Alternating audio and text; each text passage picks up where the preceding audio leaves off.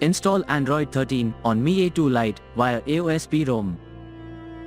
Please check the description for important notes and all the download links. First download ROM and GApps packages, then transfer the downloaded files to the phone storage. Link is in the description below. Step 2. Boot your device into TWRP recovery. Once in TWRP, click on Wipe, Advanced Wipe, and select the check boxes, as shown in the image, excluding internal storage. Step 4.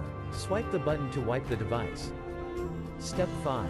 Go back to the recovery main screen, and tap on the Install button. Step 6. Navigate to the storage, and select the ROM zip file. Step 7. Finally, swipe the button on the screen to install ROM file. Step 8. Flash the GApps zip package, in the same manner. Step 9. After GApps flashing completes, select Wipe Cache and Dalvik from bottom left side of screen, and swipe to wipe. Step 10. When the flashing process is complete, hit Reboot System. That's it, you have successfully installed the ROM on your device.